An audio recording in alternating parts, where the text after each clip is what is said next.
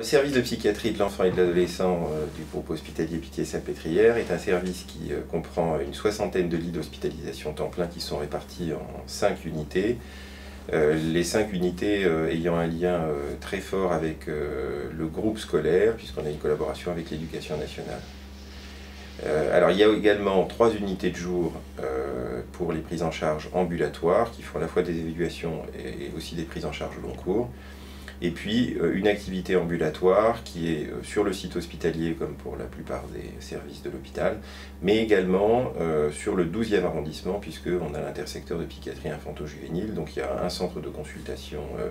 médico-psychologique et une unité parentalité qui est dédiée aux situations donc, de parentalité et aux enfants de moins de 3 ans. Concernant les pathologies qui sont prises en charge dans ce service, j'ai tendance à dire aux étudiants qu'on fait presque toute la psychiatrie de l'enfant et de l'adolescent, sauf les troubles du comportement alimentaire.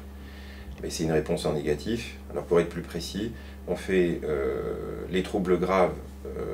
de l'enfant et de l'adolescent, c'est-à-dire schizophrénie à début précoce, troubles de l'humeur, troubles bipolaires, état limite,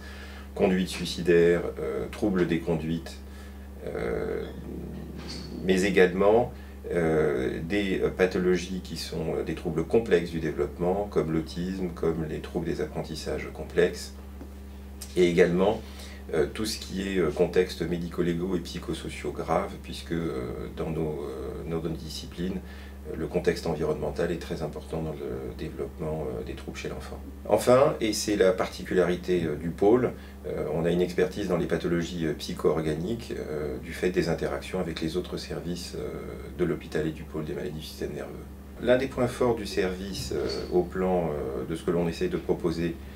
aux enfants et aux adolescents qu'on nous amène, c'est de nous inscrire dans une perspective intégrative et multidisciplinaire sur le plan de l'évaluation et des propositions de soins. Multidisciplinaire parce que c'est un service où il y a des orthophonistes, des psychologues, des neuropsychologues, des psychomotriciens, des éducateurs, et je passe parce qu'il est difficile de lister tous les professionnels, et que cette évaluation multidisciplinaire, on essaye de la mettre en musique pour être au service du projet de soins de l'enfant et de sa famille. Sur le plan de la recherche, on a 2 directions de travail qui sont liées d'ailleurs au laboratoire de rattachement. La première, c'est dans le champ de la génétique et des protéomics des maladies psychiatriques, dans le cadre de l'ICM. Et la seconde, c'est dans le champ de l'ingénierie, avec le laboratoire de l'Institut des systèmes intelligents et robotiques, puisqu'on essaye, dans le cadre de ce partenariat, de développer